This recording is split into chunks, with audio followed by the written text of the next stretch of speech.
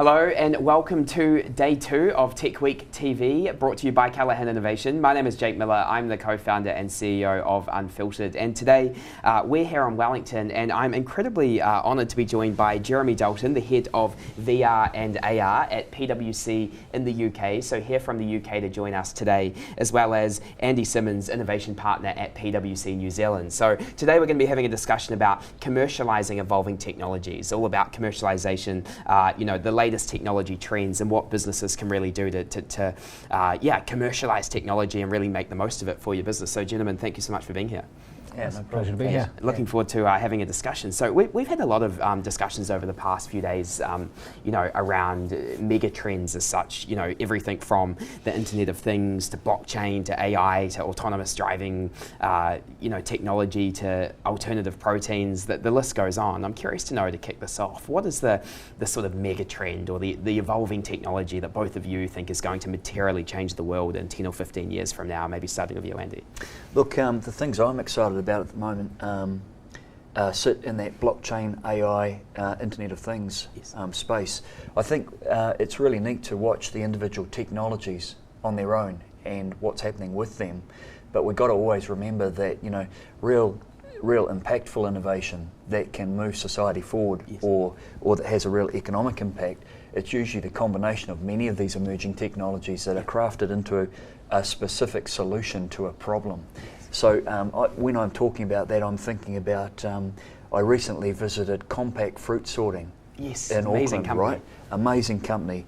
What an awesome combination of physical technologies, camera technologies, sensor technology, AI software sitting behind the scenes that is constantly learning how to sort fruit as it goes, and it's those things that are getting me really excited, Jake. Yeah, and we were talking off camera about just the number of these companies that are just doing incredible things, right? New Zealand does have some really exciting technology and innovations happening right now. Absolutely. Yeah, for sure. Yeah, and what about you? So Jake, you'll know from my job title that the thing that really excites me is virtual reality and augmented reality technologies, collectively known as immersive technology. I think it has incredible and underrated potential in the business world as well as the consumer world, to the extent that I believe it's going to impact all our lives very vastly so in a matter of 10 to 15 years. What's that going to look like?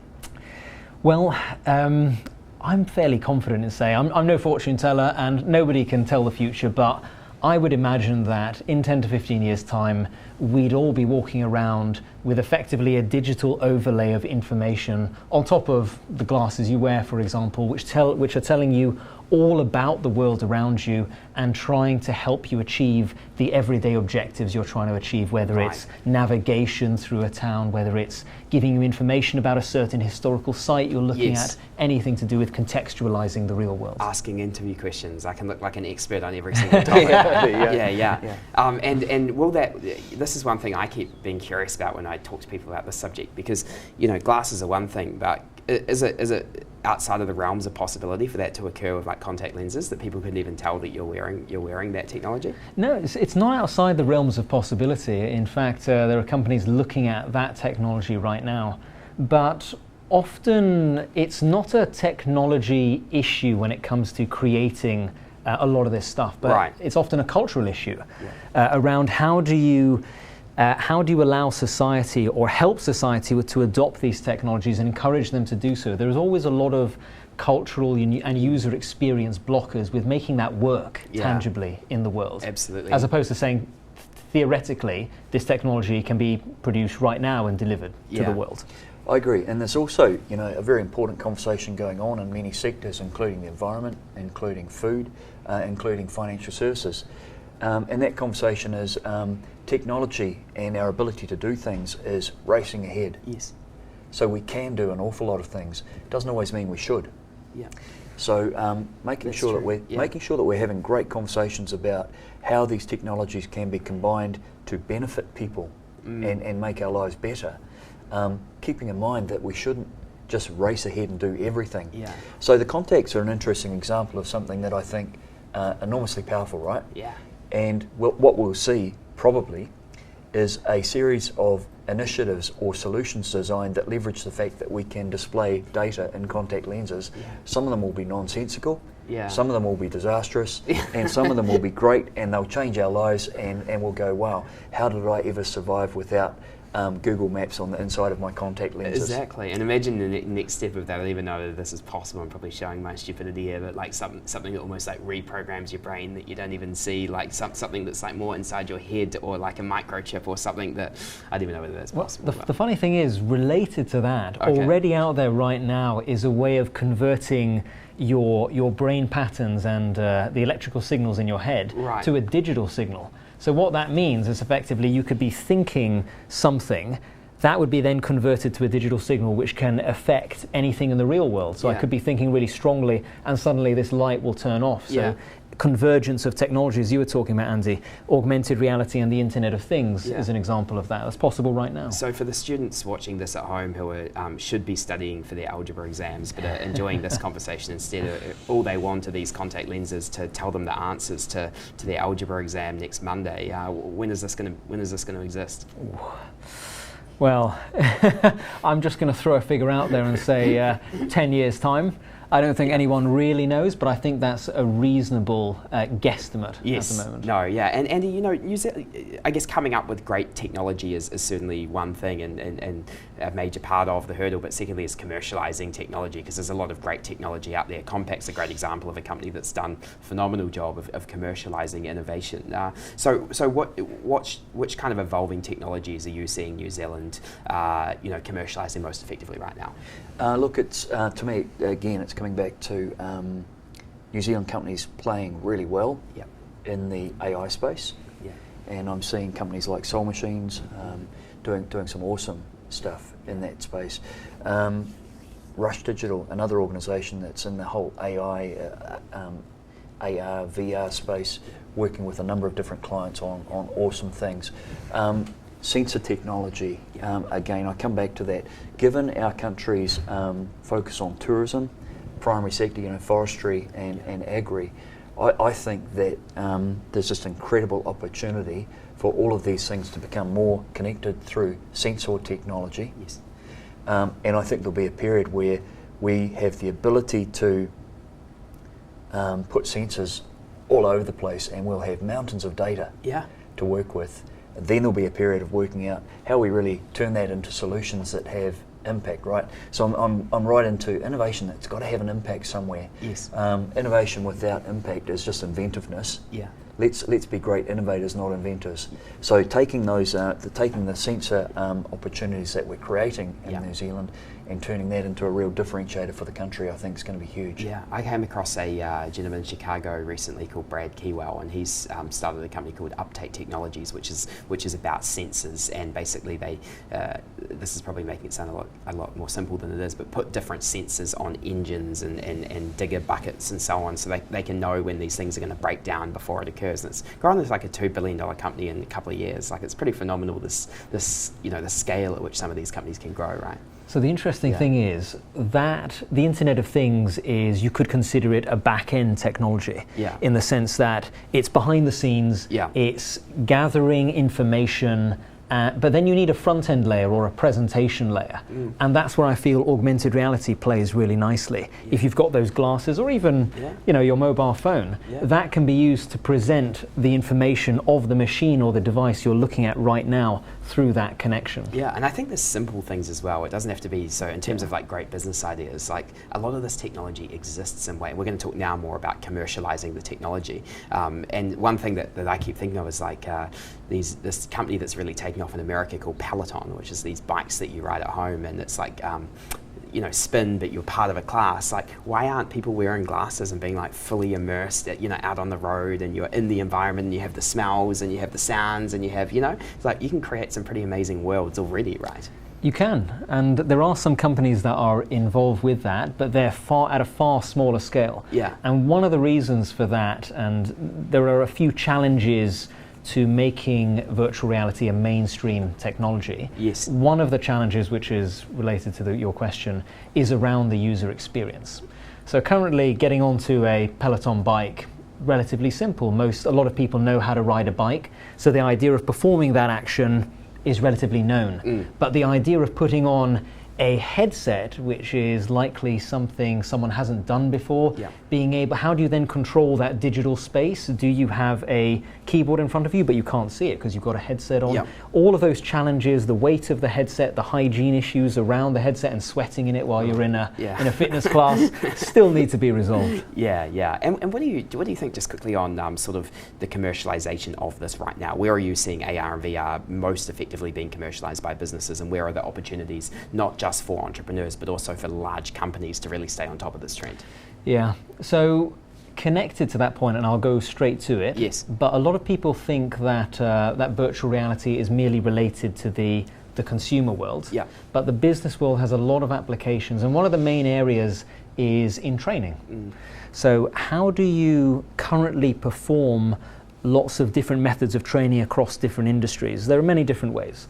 You can have e-learns on a computer screen, you can have on-site training or classroom training where you physically travel to a location, sometimes miles away and half a day's travel away.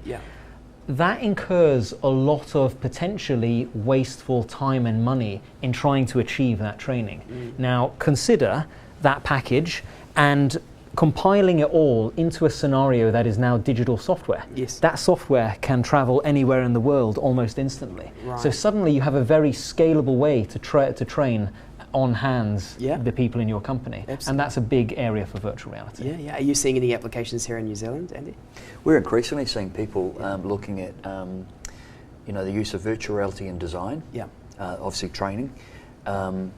The design and configuration, I think, is a fascinating one. Having the ability to actually experience a product or experience a building in a digital form before you've started making it is quite exciting. And I do see people getting smarter and smarter at using it. The other thing that I've been watching lately is people considering the use of kind of, again, mashing together technologies, but the combination of drones and cameras and sensors and virtual reality headsets to avoid people needing to go into hazardous places in the workplace, for example.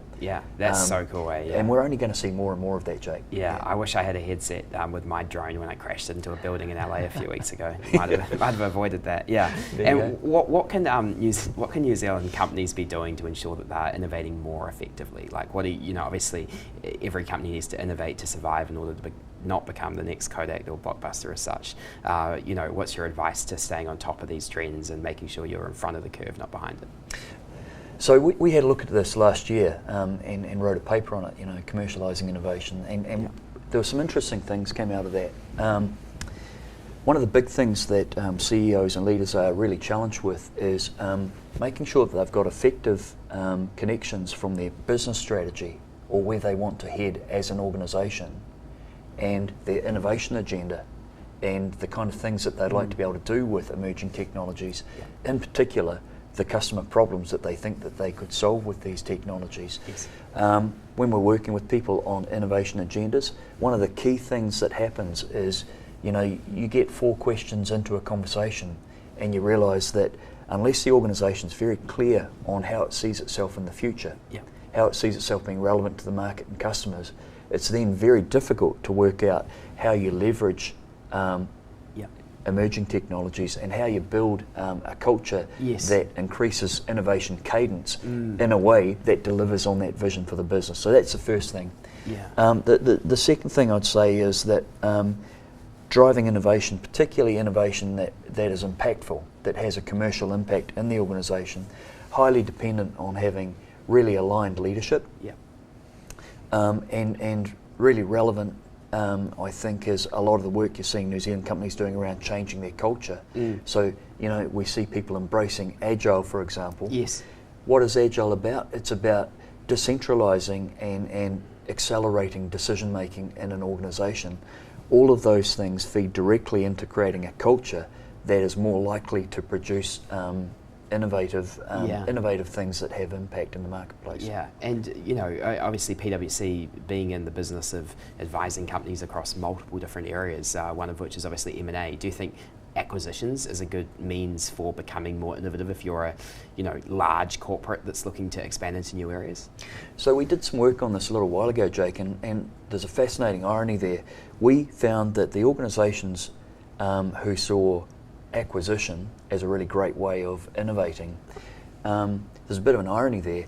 They actually need to have a culture that's increasingly focused on innovation to ensure that when they acquire something, they do good things with it. Yeah. So the message or the trick there is that if acquiring as part of your innovation strategy, acquiring startups doing great things, make sure that you've got an environment for those acquisitions to come into that's already running ahead, that's already agile, nimble, and it's already focused on great customer solutions. Absolutely. And connected to that, actually, when it comes to acquiring companies, from what I've seen personally and anecdotally, retaining the culture of the acquired company is incredibly important for the success of the acquisition as a whole. Exactly. I don't know if you've seen that as well, Andy, but if you try and instill the culture of your company on the company you're trying to acquire, that often leads to a lot of conflict that then results in a loss of what made that company special in the first place, and ultimately a failed acquisition. Yeah. And since we're having sort of more of a wide-ranging technology conversation now, I wanted to get your guys' advice on cybersecurity as well, because I know that that's such a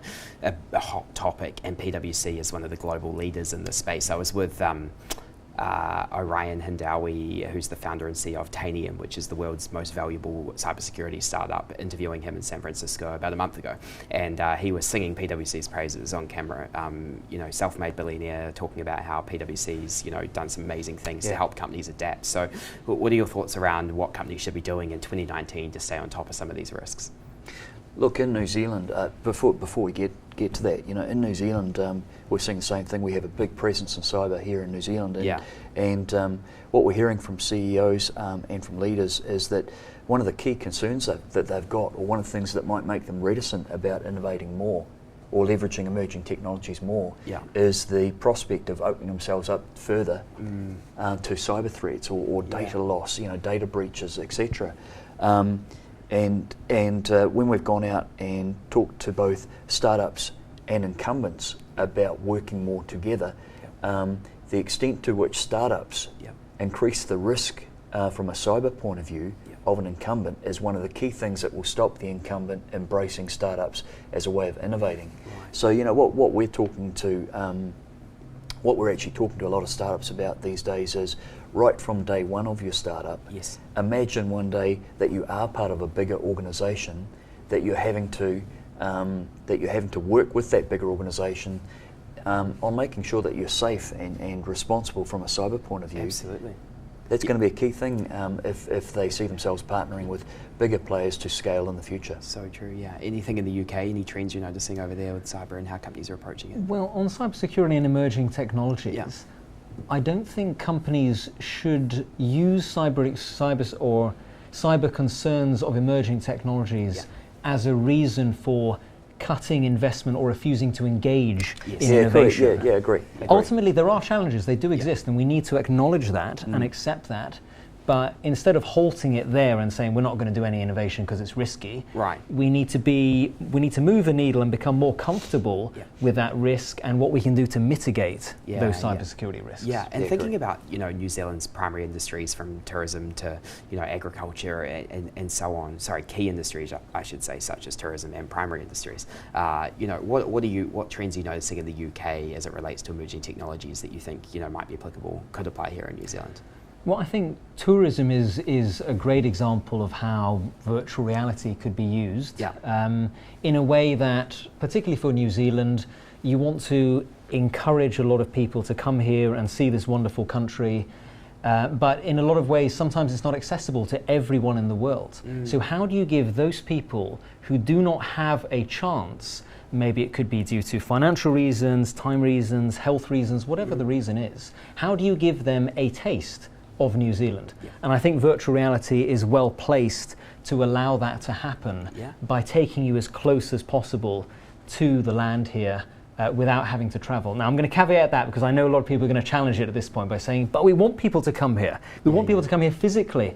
And my belief is virtual reality is not meant to replace that real world experience. It's meant to supplement it. It's meant to give you a taster or a teaser And that's a general thing. If there's a $1 billion idea that's come out of this interview, it's the Peloton 2.0 with your headset and your smells and your tastes. And Absolutely. I'm going to go for a bike ride today through the Amazon, or I'm going to go to New Zealand. That would be so cool. I'd use that. I'd buy one of those. That would be amazing. Yeah, me too. Yeah, and one question I want to ask about the UK, and not expecting at all you to have intimate understanding of the New Zealand tax system, but in the UK, I've got some good friends that live over there who invest in startups, and they're always talking to me like they invest and they get heaps of tax back from the government, and there's some really quite startup-friendly systems, my understanding is.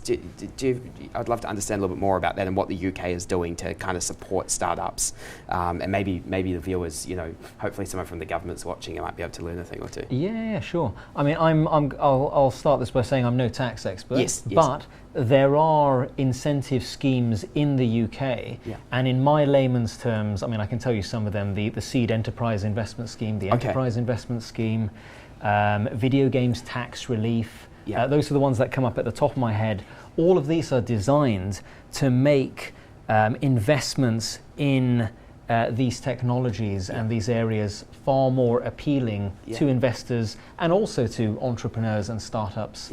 As well as from a virtual reality perspective, you have organisations like Immerse UK, which is effectively a government-funded cross-collaboration network which brings together academia, it brings together businesses, accelerators and knowledge and networks to help promote and grow the immersive economy. And you could apply that to artificial intelligence, you could apply that to the other essential 8 emerging technologies, as we call them. Yeah, and conversely, Andy, what do you see as like the best thing New Zealand's doing right now to support the startup ecosystem? Look, I like Callaghan. I love the stuff that they're doing. I like the fact that the government's talking more about supporting R&D. My personal view, though, is we just need to be really careful that we're actually accelerating great startups with great concepts.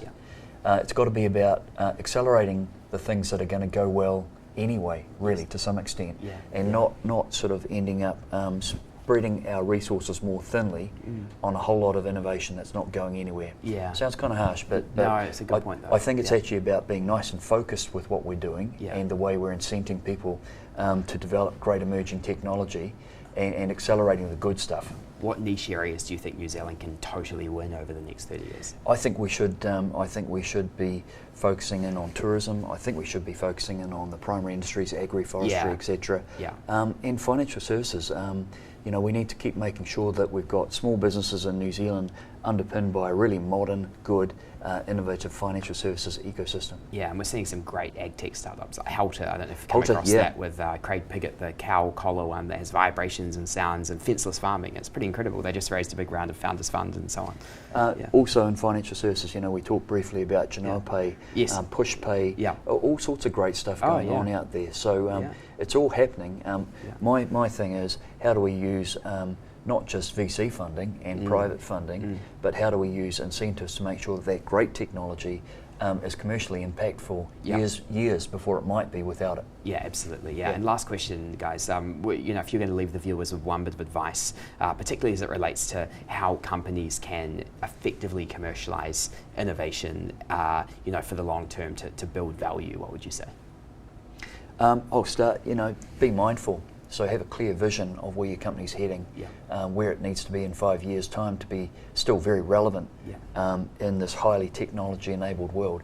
And make sure you've got an innovation agenda or roadmap that is strongly linked to that business strategy to avoid the trap of spending money, spending time, spending resource, but then 2 years later having the feeling that you've not really progressed a lot. Exactly. Yeah. What about you, Jerry? I'd say don't take innovation for granted, in the sense that, and I think this actually relates to a point you made earlier, Andy, about don't do innovation for innovation's sake at the end of the day. It's very tempting because it's in the minds of everyone at the moment to start investing lots of money, put a pool of funding aside and just throw it at innovation. Without any thinking about the strategy behind it.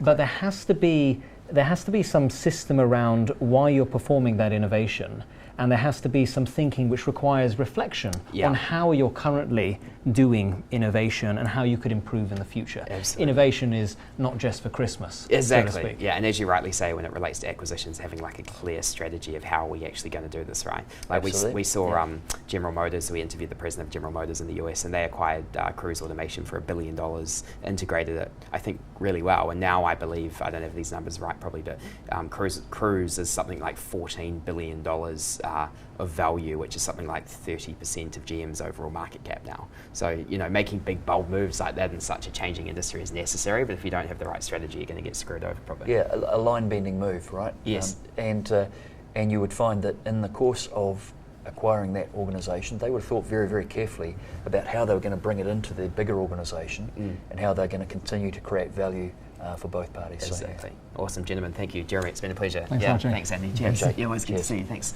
Yeah, and thank you so much to the viewers for tuning in today. It's been a great session, and we look forward to having you join us for sessions throughout the rest of the day. Special thanks to Callaghan Innovation once again for hosting us and also for sponsoring today's session. We'll see you soon. Thanks so much.